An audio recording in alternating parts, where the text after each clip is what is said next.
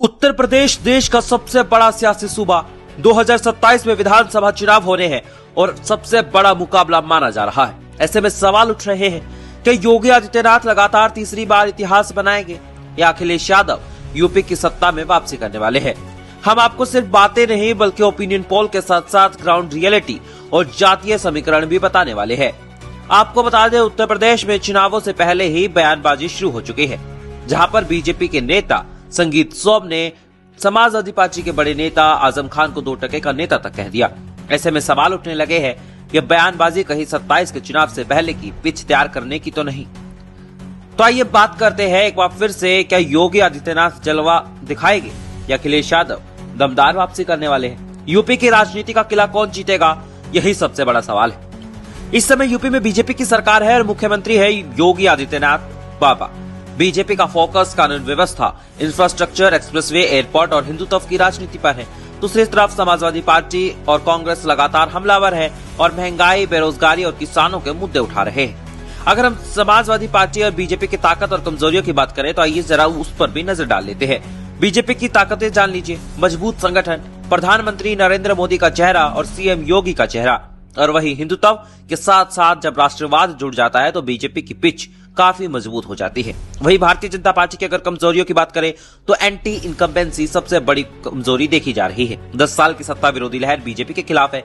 इसका नुकसान लोकसभा चुनावों में भी बीजेपी को उठाना पड़ा। वही दूसरी अगर कमजोरी की बात करें तो वो है बेरोजगारी का मुद्दा। उत्तर प्रदेश के युवा बेरोजगारी से त्रस्त है, रोजगार मिल नहीं रहा है। और अगर ये चुनावों में बड़ा मुद्दा बना तो इसका नुकसान भारतीय जनता पार्टी और योगी आदित्यनाथ को हो सकता है। ग्रामीण इलाकों में नाराजगी। आमतौर पर ग्रामीण वोटर समाजवादी पार्टी का ही माना जाता था, लेकिन पिछले कुछ समय से बीजेपी के पक्ष में मतदान हो रहा था। लेकिन अब ग्राउंड रिपोर्ट्स के मुताबिक ग्रामीण वोटर बीजेपी से नाराज है। और आपको बता दें कि बीजेपी की चौथी सबसे बड़ी कमजोरी है ठाकुर यानी राजपूत बनाम ब्राह्मण की लड़ाई।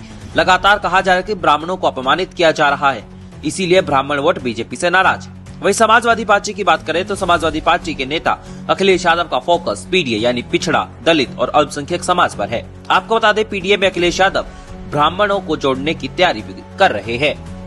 वही दूसरी बात करें तो दूसरा फोकस गठबंधन की राजनीति पर है। कांग्रेस के साथ गठबंधन है। अखिलेश चाहते हैं कि जयंत चौधरी एनडीए का पाला छोड़ पीडीए में आए, जिससे कि पश्चिमी यूपी की सीटों पर समाजवादी पार्टी और कांग्रेस के गठबंधन को और ज्यादा फायदा हो पाए। वही समाजवादी पार्टी का फोकस युवाओं पर और किसानों पर भी है। अगर समाजवादी पार्टी का सही गठबंधन बना लेती है तो मुकाबला कड़ा और ये भी हो सकता है कि समाजवादी पार्टी की सरकार बन जाए। वही मायावती की बीएसपी अकेले चुनाव लड़ने की तैयारी में है। जयंत चौधरी पर समाजवादी पार्टी और कांग्रेस अपना डोरा डालने की तैयारी कर रही है। यूपी चुनाव में जाति सबसे बड़ा फैक्टर है। ओबीसी, दलित, मुस्लिम, स्वर्ण, जिनसे इनका सही गठजोड़ बना लिया वही चुनाव निकाल गया। अगर आज चुनाव हो तो माना जा रहा है कि बीजेपी को थोड़ी बढ़त मिल सकती है, समाजवादी पार्टी टक्कर दे सकती है, बहुजन समाज पार्टी 2 सीटों तक सिमट सकती है। लेकिन 2027 का चुनाव अभी बहुत दूर है, 1 साल का वक्त बाकी है। ऐसे में सवालिया निशानी ये है कि आने वाले दिनों में कुछ भी हो सकता है। वही आपको बताए, ओपिनियन पोल्स भी सामने आए हैं। एक ओपिनियन पोल जो कांटे की टक्कर बताता है तो दूसरा ओपिनियन पोल बताता है कि भारतीय जनता पार्टी आगे है, समाजवादी पार्टी पीछे ज्यादा नहीं है लेकिन टक्कर दे रही है। वही तीसरा सर्वे बताता है कि समाजवादी पार्टी की उत्तर प्रदेश में सरकार बन सकती है।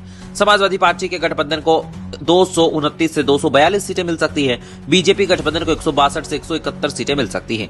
लेकिन कोई ऑथोराइज सर्वे एजेंसी का पोल नहीं, इसीलिए माना जा सकता है कि यूपी का चुनाव खुला हुआ है, कांटे की टक्कर है, 50-50% चांस है, क्लोज चुनाव है। बीजेपी का पूरा फोकस हिंदुत्व प्लस राष्ट्रवाद, फ्री राशन प्लस योजनाएं और महिला वोट बैंक पर है। उत्तर प्रदेश में महिलाओं का वोट बैंक ज्यादातर बीजेपी के खाते में अब जाना शुरू हो चुका है। इसलिए समाजवादी पार्टी चाहती है कि बीजेपी से महिलाओं का वोट बैंक छीना जाए। इसीलिए समाजवादी पार्टी हो सकता है चुनावों के समय ज्यादा चुनाव प्रचार डिम्पल यादव से करवाए। डिम्पल यादव की महिलाओं में अच्छी पैठ मानी जाती है। अगर ऐसा होता है तो बीजेपी को इसका नुकसान हो सकता है। वहीं पश्चिमी यूपी में इकरा हसन चुनावी प्रचार की कमान संभाल सकती है। इकरा हसन के चुनावी प्रचार से महिलाओं का वोट बैंक और मुसलमानों का वोट बैंक साफ तौर पर समाजवादी पार्टी और कांग्रेस के लिए आता हुआ दिखाई देगा। पश्चिमी यूपी में इकरा हसन का बोलबाला है। अगर ऐसा हुआ तो उत्तर प्रदेश में समाजवादी पार्टी और कांग्रेस की गठबंधन की सरकार बन सकती है। अभी तो वक्त बताएगा कि आगे क्या होता हुआ दिखाई देगा, लेकिन जो भी तमाम ओपिनियन पोल्स आ रहे हैं वो साफ तौर पर बता रहे हैं कि यूपी में मामला बराबरी का है, कांटे का है, कुछ भी हो सकता है। वही बीजेपी में जो अंदरूनी कलह चल रही है उसका भी बीजेपी को नुकसान हो सकता है। यानी कि हर तरफ से समाजवादी पार्टी और कांग्रेस के गठबंधन को बेनिफिट मिलता हुआ दिखाई दे रहा है। अब बात यह है क्या ये बेनिफिट समाजवादी पार्टी और कांग्रेस गठबंधन चुनावों तक भुना पाने में कामयाब हो गए? क्योंकि चुनावों तक अगर ये बेनिफिट भुना लिया तो सरकार समाजवादी पार्टी और कांग्रेस की होगी और बीजेपी सत्ता से बेदखल होती हुई दिखाई देगी। अगर आपको ये वीडियो पसंद आए तो वीडियो को लाइक करें, शेयर करें और चैनल को भी सब्सक्राइब करें। Bureau report, Hindustan 9 Uttar Pradesh.